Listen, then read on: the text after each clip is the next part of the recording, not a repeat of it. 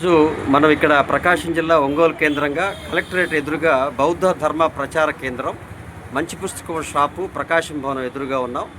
ఇక్కడ ప్రత్యేకత ఏంటంటే ప్రతి శనివారం ఇక్కడ ఒక ఆరోగ్య కేంద్రం ఏర్పాటు చేయబడింది. బౌద్ధ ధర్మ ప్రచార కేంద్రంలో భాగంగా ఇక్కడ కొంతమందికి బీపీ, షుగర్ లాంటి అనారోగ్య సమస్యలని వారు పరిశీలించి ఆరోగ్య సలహాలు దానికి ఇవ్వడం జరుగుతూ ఉంది. ఇది ప్రచార కేంద్రంగా ఏర్పాటు చేసిన ఉచిత ఆరోగ్య కేంద్రం.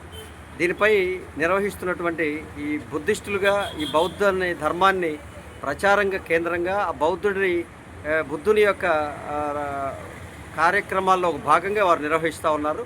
ఈ కార్యక్రమాల్లో భాగంగా ఆయన ఈ బౌద్ధ ప్రచార కేంద్రానికి అధ్యక్షులుగా ఉన్నటువంటి మన సుధాకర్ గారు 2 మాటలు మాట్లాడతారు. మిత్రులారా, నమో బుద్ధాయ. ఒంగోలు కలెక్టర్ ఆఫీస్ ఎదురుగా బౌద్ధ ప్రచార కేంద్రం ఆధ్వర్యంలో ప్రతి శనివారం నాడు సాయంత్రం 5 గంటల నుంచి 7 గంటల వరకు ఆరోగ్య సంబంధించినటువంటి కార్యక్రమాలు జరుగుతాయి.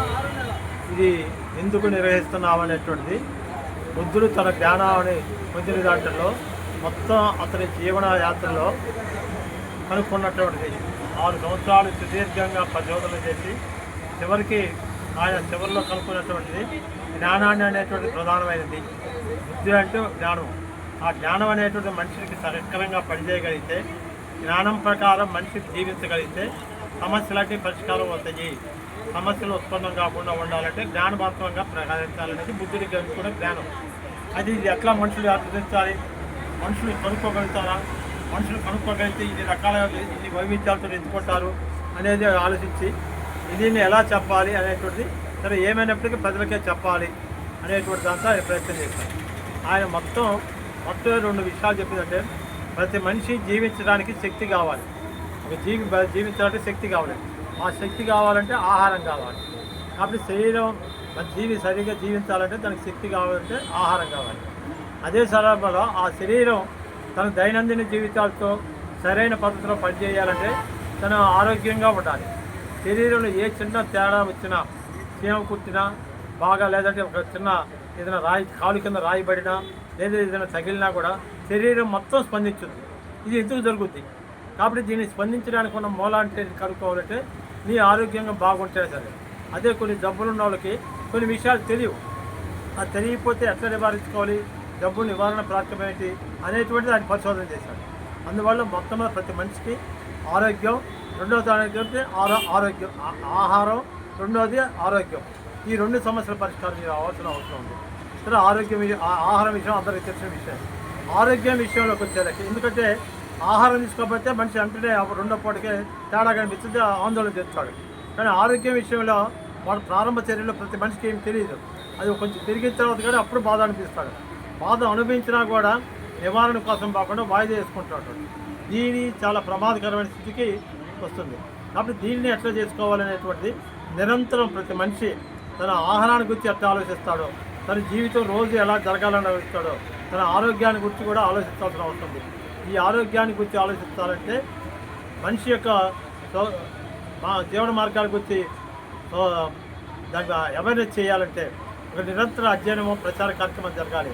అందుకనే బౌద్ధ ధర్మంలో 2వ అంశమైనటువంటి ఆరోగ్యానికి సంబంధించి బుద్ధుడు చేసినటువంటి మార్గాన్ని ఆయన ధర్మంతో పాటు ఆరోగ్యాన్ని కూడా ప్రజలకు చెప్పాడు. దాన్ని చేయడం కోసమే ఇక్కడ మేము మెడికల్ క్యాంపు నిర్వహిస్తున్నాం. ఈ మెడికల్ క్యాంపులో ముందు మనుషులకు సంబంధించిన ఆరోగ్యానికి సంబంధించిన వాటిని సాటిస్ఫై చేయాలి. వాళ్ళకి ఎందుకు జబ్బులు వస్తాయి ఏమిటి, కాబట్టి నీకు జబ్బు వస్తే నీకు తెలుసుకోవచ్చే చేసుకో, లేకపోతే డాక్టర్ దగ్గర తెలుసుకో అనేటువంటిది వైద్యుని సంప్రదించడం అనేటువంటి ప్రతి మనిషికి అలవాటు చేయాలి. చాలామంది ఏంటంటే హాస్పిటల్ పోవడానికి ఇబ్బంది పడుతుంటారు, ఎందుకు లేని వాయిదా చేస్తుంటారు. అలాగా అందుబాటులోనే వైద్యుడు ఉంటే, అందుబాటులో ఆరోగ్యం గురించి తెలుసుకోవడానికి అవకాశం ఉంటే ప్రతి మనిషి దగ్గరకు వస్తాడు అనేది అలవాటు చేయడంలో దీనికి ఒక ప్రధానమైనట్టు మేము ఇక్కడ క్యాంపు పెట్టింది.